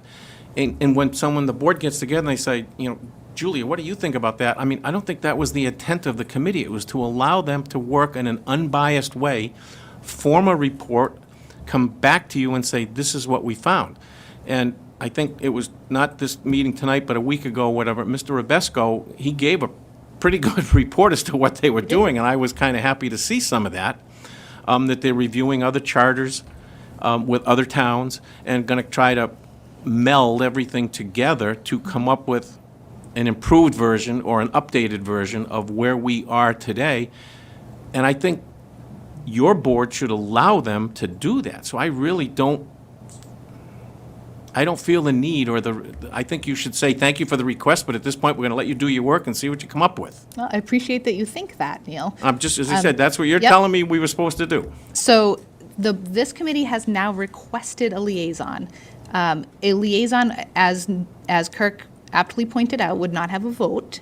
And I think, and I don't want to put words in the committee's mouth, but I think that they're looking for somebody just to explain to them and be able to answer questions around how things currently work, as opposed to providing, or trying to get them to lean in any one particular direction. But don't we have that help from the town administrator, who again is unbiased? I mean, they're not on a committee. No, but it affects the town administrator. I'm sorry? The charter affects the town administrator. I understand that. So- But doesn't the charter affect the select board? Probably as much as the town administrator. Probably less than the town administrator. The town administrator's That's job right. description pretty Yes. much comes from the charter. The charter. So, so I think that if anything, the town administrator would be Less involved. should probably be less involved, right? So exactly. So, and these meetings they're all public meetings. So, if there was any comments provided by a select board member at one of these meetings, it's open to the public to see. And so if you had any concern about a select board member seemingly to sway this committee in one direction or another, I think you'd be able to voice that at a public meeting. As I said, I just find it, we've gone 180 degrees from where you were the night you appointed those Not at 7 all. members. We are not interjecting ourselves. They have requested a liaison, and I think we need to be mindful of their request. They seem to believe that they need this or that they would like it. We, as a liaison, would be available at their behest. So we wouldn't be inserting ourselves in any way. We would simply be available to them as they needed us. So that's all it is. I don't want to make it out into anything that it's not intended to be. If you have particular questions for the committee about why they've requested a liaison, I would ask you to direct those questions to the committee. But isn't that kind of what a committee does? They get a group of people together, they review or start with the charge that you've given them, the mission, and they discuss it amongst them, trying to resolve this. I don't understand how asking the select board for guidance would help. They you're could come to asking you with a wrong people then. question and say, could you get us an answer to this? But to be present or sitting or saying, You certainly could ask the committee that question if you wanted to. I don't have that answer for you, Neil. I think that would need to come from the committee. okay. So we got a motion. Kurt, did you second that? I'll second. All right, any further discussion? Nope. Hearing none. All those in favor, Kirk? Aye. Carol? Aye. And I'll vote aye. All right. I have select board correspondence. I have one item that has been given to me. And this is a note that was sent by the fire chief. Hi, everyone, just wanted to let you know about the TEAM award that was given today to Paxton PD, Paxton Fire Department, Wachusett Regional Emergency Communications Center, and DCR personnel. We received this award for a rescue back in July at Moore State Park. There is a link provided for more information. My understanding is that there was an injured individual in Moore State Park that required an extensive extrication to be carried some distance out of the park on a very hot day. It was a good team effort by everyone, and it was recognized by the DA's office, who offered an award to Paxton Police Department, Paxton Fire Department, Wachusett Regional Emergency Communications Center, and the DCR personnel that were all involved. So thank you to everybody that was involved with that. Great example of teamwork. All right. That's all I have for correspondence. Next up is the town administrator's report. Next Monday, February 17th, closed President's Day. The only two meetings I had on this that were posted at the time were the Charter Review Committee and the Select Board for tonight. The Capital Improvement Committee, it has a posted meeting for Wednesday, and just in case, another one posted for Thursday. And we are working on getting FinCom scheduled potentially for next Wednesday, but still to be determined, not looking likely. School vacation. School vacation, so hopefully the week after that. Let's see, opportunities coming up for employment. So we do have a full-time principal assessor position that's still open. They are doing interviews now, but if someone's interested, please put in your application, as well as the full-time heavy equipment operator position. In the volunteer world, we did sadly get the resignation from Tara from the Charter Review Committee. She's unable to continue at this time. We're very sad to see her go, but have encouraged her, when things change in her world as she moves forward, she should more be very excited to put back in for one of our opening volunteer opportunities as they do arise. So we will get that posted. So if anyone is feeling that after watching tonight's meeting for Charter Review Committee, they would love to be a part of that action, please feel free to put in your interest. Application, we usually post it for at least 2 weeks is what we've been trying to do. So we'll get that up tomorrow and get it posted out there so people have that opportunity. Town business updates. So we already talked a little bit about this, but on the HR side, so Kateri, as mentioned in past meetings, her last day is the end of February. She will be stepping down as principal assessor, but staying in her position as the Board of Assessor, elected official. Mark Flanagan will be leaving as the heavy equipment operator on Friday. I think is his last day, so we do have that position open as well. We wish everyone the best in their future endeavors. Permitting Economic Development Coordinator, just an update. So Brooke has been with us. She just made a month. It feels like, I don't know if it's a short time or a long time for her, but she's doing great. She now has active phones, and if you walk in, she's here, and the plan is to have her here right now from 8 to 4, Monday through Thursday. And then on Fridays, if you wish to meet with her, she'll likely be in the office, but if you want to make sure, just give her a call ahead of time, because she will flex as she's covering meetings and other appointments and so forth. Let's see. I've had a few interactions with Brooke already, and she's been great, so super pleased. Yes, she's coming up to speed. She attended her first planning board meeting, and she came back to work the next day. She did. She did. We didn't scare her off. So, and she's also attended an Economic Development Committee meeting. So we're trying to just get her out there, get her meeting people, getting her to every training, especially if the word free is at the beginning of the training. We particularly like to take advantage of those. But she's doing great. If folks are interacting on OpenGov, we do try to get, responses within, 24 hours at most. On the business side of things, if it's over the weekend, it takes a little longer. Sometimes we have people who are excited to apply for a permit on a Friday night or Saturday morning. We don't look at those till Monday. But she's very much coming up to speed, and she's working right now on, or will be working on updating to make sure all of our updated permit fees that we changed a couple of years ago are reflected in the system. So when people are applying for things, it's the correct thing for the fee buy. And she's been great. She's been interacting with all of the inspectors. I think she's now met with Wayne, and she's met with Steve Gaspar, and she's talked to John Reese on the phone several times. She meets on a weekly basis with Dave, so we're trying to get her emerged without being overwhelmed. So Current project updates, so the COA ADA door is in. I think last I talked to Cindy, we were just waiting on that last piece of the outside door to connect that. The IT grant, so we have our new plotter scanner. It arrived a number of weeks ago. We had a little snafu with the delivery where it seemed like it might have been bounced to get itself inside. So we had the company who provided us to it come out. They assembled it for us. It's now up, running, and working. And the fire department has been hanging out, scanning everything they have in their coffers to get it digitized. So they've been pretty excited about that.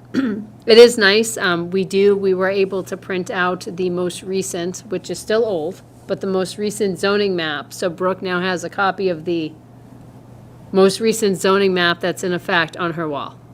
So that was pretty exciting as well. Zoning bylaws, so planning board did meet last week. We did, Was it last week? February 3rd. It was, okay. Yes, February 3rd. I was wondering if you were questioning my dates. I was like, oh no, I'm already wrong. Yep. So they met last week, 51 YouTube video viewers. Thank you. By the way. So that's not too shabby for the first run. I don't know who those 51 people were, but that's awesome. So planning board was live on TV, on Zoom last week. They have about, what'd you say, 26 minutes, give or take, for the Yep, meeting? thereabouts. I guess I'd like to, if I could, this evening, just from the select board standpoint, because planning and zoning and everything, we are in the process of getting the warrant article ready for acceptance, we hope in May. But the first thing and the most important thing we have done is we have removed any changes to the business zoning in this town. Nothing will change. It will remain exactly as it is. So I'm using this vehicle because people watch Select versus watching Planning. But please spread the word out there that we have removed that, or any thought thereof, in changing or implementing anything different than in what is in place right now. So thank you. And Yeah. the current plan is to try to get the updates that were necessary in the zoning bylaws to pass in May, and then tackle MBTA early fall. Because if we don't have the update standards we have in the bylaws that we need, then we don't have the foundation even for the MBTA bylaw. And then even if you pass the MBTA bylaw, but you don't fix the baseline things, the reference points don't work. Right? So that's the piece there. Okay. TA FY25 goals, I don't have a lot of updates on that. We're still working on the zoning bylaw piece. Charter review committee is now up and running. They have what they need. I am checking in with Steve on about a monthly basis. We have a standing meeting just to check in and make sure he doesn't need any resources, and whatever he needs, we can communicate. And then if time warrants, I'll try to attend some of their meetings. This evening I had other obligations for work stuff I wasn't able to. And then financial materials, financial wellness, well-being, what have you. I did get the FY26 budget materials over to Mark on Friday. I hope he received them, because I didn't see his return email. Okay, excellent. So they are out there. We still have a couple pieces on the budget, which we have to finalize the numbers on: health insurance, retirement breakdown, so forth. But for the most part, the substantial bulk of it is in. That's all I have on my update. Grants, I will have more of an update for everyone the next meeting. We just have a couple that we're either waiting on or things that folks have applied and they haven't updated the system. So the only one I have updated, because Donna has done a great job putting all the work together, we were able to put in for the grant for the employee wellness for Maya. So we haven't heard back from that. Usually it's of sorts. So we'll see what, hopefully, fingers crossed, that we'll get that one. That's always a nice one. And then procurement, we just have a bunch of projects that, now that the budget's at least in, we'll start working on those pieces, from the Klingley Field building to DPW septic to the earmark for the Meraki, for the update on the network, et cetera, so. Yep. Okay. I did ask Heather about the 5-year budget forecast, and I left an offer on the table if she wanted to, because finance is going to be meeting regularly as well, if she wanted to present it at a finance meeting, because normally we would want both committees to be have access to that 5-year budget forecast. Normally, it's presented at a select board meeting, but recognizing that there are a number of finance committee meetings already set up, that if, at the approval of the finance committee chair, if she wanted to present that at a finance committee meeting, I think that it would be okay with the select board, at least from my perspective, in terms of flexibility to attend it in that venue if that works out better for everybody involved. Excuse me. Okay. So, Kirk and Carol, if there's any concerns with that, That's fine. I have no concerns with that. Kirk said he has no concerns with that, if anybody, I don't know if anybody could hear him, but. So just to put an option out there, I think we would want the 5-year budget forecast. It does start a nice cadence to the budget discussions, so it makes sense to hear that at the outset, and we'll go from there. All right. Nothing further, Heather?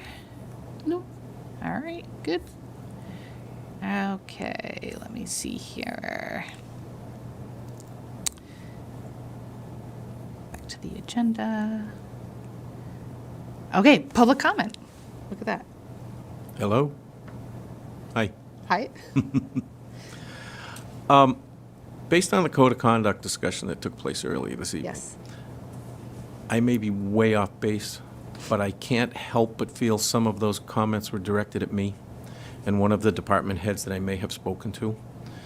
Would you care to, I guess, enlighten me as to where you thought things went awry? I watched 2 of the videos over the weekend. I didn't raise my voice. I didn't speak in any curse terms. I asked very direct questions that I felt I needed an answer to be able to move forward, but evidently somebody was upset. And I would just like to kind of air this out. I mean, I don't feel that I needed to be reprimanded in any way. I personally don't think I overstepped my bounds. And I think the decor of the meetings went on fairly professionally. So, comments? You're not going to hurt my feelings, so let's just talk about it. I'd rather not. I'd rather not because I attended 2 of the meetings you're referring to and I watched the other one, and I don't have the same feelings as you do about the questioning of any departments, but I don't want to discuss it in this meeting because it wasn't apt to discuss it. So I'm sorry, it wasn't. I wasn't prepared to discuss it, not in an open meeting like this. Should we have a private meeting? That'd be nice. I'll meet with Okay. you. Yeah. All right. All right, should we have a private meeting, 3 of us? One of the select board, the town administrator, and myself? I'm just asking. Who wants to referee? I don't think that's necessary. Okay. I will send you an email and we'll see if we can get together, or maybe we can talk over the phone. Perfect. Okay? Any other comments? As I said, I took exception to the letter that you wrote to the town administrator. When I heard it, I said, I'll wait. But I just took exception that it was specifically aimed at me. I don't think anybody, I don't think that your name came up at all during that letter, right? And I actually specifically No, the left name you did out. not come Yeah. up. No, believe me, that did Yeah. not happen, because I would have asked at that point to be heard. Yeah, It's just that the insinuations that were mentioned as the undercurrent of that memo, I felt directly pertained to me. And I didn't think that maybe it was totally fair. Maybe you and I should have had a conversation before the memo was written. I don't know what you took your input from. Did you watch the meetings? Is that where did. this came from? Okay. yeah, All right. I mean, we're in very difficult times right now. we are. And I just think we need to have answers to some of these questions moving forward.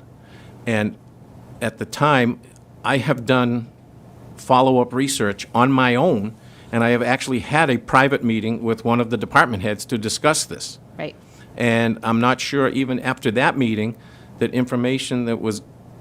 relayed to me was 100% truthful. I just think we're here to help, but we need facts. And we can't work on an assumption. So that's where I'm going. But you and I may talk, and you and I will definitely talk. Definitely. All right, so we'll go from there. All right, Yeah, sounds fine. all right. Okay. Could I piggyback on Neil's point? Because what's not squaring with me is that your email that you read made mention of the Finance Committee in tough times coming up. But the Finance Committee hasn't even met. I don't think I mentioned the finance committee in my email. Pretty sure you did. Did I? Yeah, it's Sorry. just mentioned, Yeah. you didn't mention there was anything wrong with finance, you just said In that, fact, the upcoming finance meetings, that's, you didn't say. I that said it was- upcoming yeah, budget meetings, yeah, right? Yeah, But exactly. Regardless, So it's the not intended to be No. No, I understand, directed at you. no, I understand, but the point is that you're making mention of something prospectively that hasn't even trying to be met. proactive, So the yeah. truth that's not squaring is, the truth of the matter is, the elephant in the room is, we're talking about the January 23rd CIPC meeting, that Neil didn't mention by date, but is alluding to. I was at that meeting. And I was the chair of that particular meeting at that particular time. And I was watching very closely the exchange. I'm not new to meetings. I'm not new to chairing meetings. I watch carefully when I think somebody is going too far, or a response that comes back is inappropriate. We all do that. It's just part of the nature. Neil was pursuing a matter of level of personnel. Personnel is not the lane of the CIPC committee. It's not probably even the lane of the Finance Committee, but the question was asked about personnel, maintenance programs of the trucks, and the credentials of the personnel. Do they have the proper CDL licenses to drive six-wheel trucks or 10-wheel trucks? So on the face, you could argue that those are not appropriate. But the point was, we're about to make a decision on $500,000 worth of trucks, and we need to know, are there qualified people? Do they have the proper licenses, and are they going to be maintained? Those are fair game questions for us to try to make our decision later on. How they were asked is a whole different thing, and I could have asked them differently than Neil would have asked them, differently than another member would have asked. And it seems, and quite frankly, that particular department head, Neil and I, have met since that time, and we've talked about it. So I don't want it to be made a bigger issue than it really is, particularly when we've got even more difficult meetings in front of us. Yep. And I can't sit here and promise you that the questions are going to be any easier. And that was my point when the conduct came up. I don't want, a minute ago, Heather said, well, we don't want to discourage people from running for office because the meetings for Select Board are going to be 4 hours. I don't want to have committee members be discouraged from asking their question that they're going to be judged that it's being too harsh or inappropriate. I think you as chair and me as chair have enough latitude to, and we certainly should have enough street smarts to know when that line's been crossed. I don't think it was crossed the night that has prompted this whole thing. Well, to your credit, Mark, you did stop the conversation at, once or twice as it was In a going. good point, and I stopped it when it was coming the other direction toward the committee members. That's a clear distinction.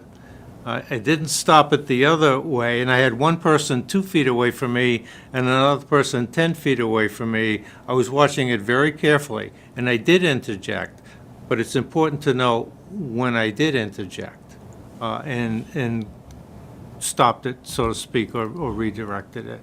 So we're just doing our job, which is not difficult, not easy under these difficult times.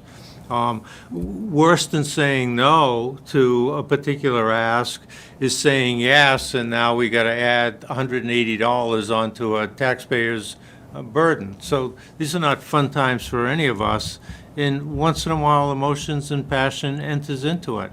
But I think the quorum was perfectly befitting to the question that were asked. That's my position. I appreciate your just position. To follow up on that, I mean, there was a question asked about staffing because the last two presentations we've had from this particular department, they were told us people were, all positions were not fulfilled. So the reason or the basis of my question was, if we're going to buy $500,000 worth of vehicles, do we have personnel that can drive them or use them or whatever they have to do with them?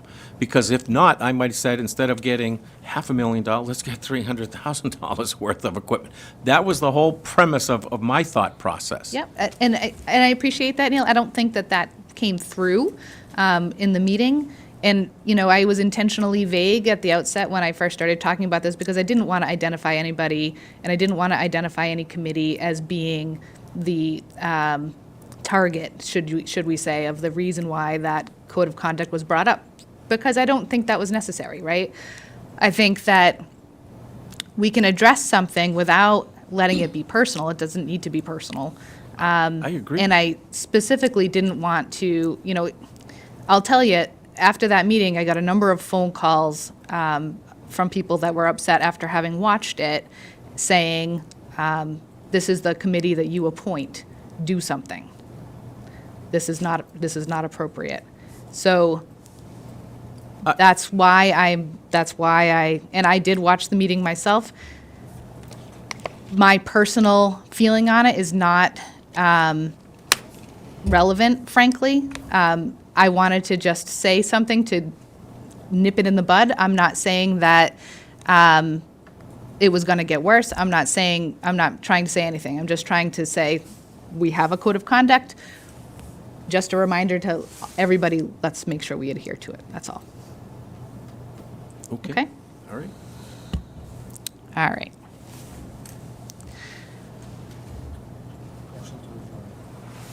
We have some executive sessions coming up. We have 4 of them, and I will read them off because that's required. So pursuant to MGL Chapter 30A, Section 21-3, to discuss strategy with respect to collective bargaining of the DPW union. The second is pursuant to MGL Chapter 30A, Section 21-6, to consider the purchase, exchange, lease, or value of real property. And this is regarding the 10 West Market lease. Number 3 is pursuant to MGL Chapter 38, Section 21-3, to discuss strategy with respect to collective bargaining, and that would be, that was just approval of executive session meeting minutes. And then the 4th is pursuant to Chapter 38, Section 21-2, to conduct strategy sessions in preparation for negotiations with non-union personnel, and that being the police chief personnel contract. So with that, I will request a motion to move into executive session, only to return to regular meeting in order to adjourn. And this does need to be a roll call vote, but we are in a hybrid meeting, and so we will need to. Sorry, Kirk, I'm just moving you closer to the microphone. We are in a hybrid meeting, so this does need to be a roll call vote anyway. So, Kirk, did you make a motion? Sorry. Yes, so moved. All right, so we are moving into executive session. Is there a second? Second. All those in favor, please signify by saying aye. Kirk? Aye. Carol? Aye. And the chair votes aye.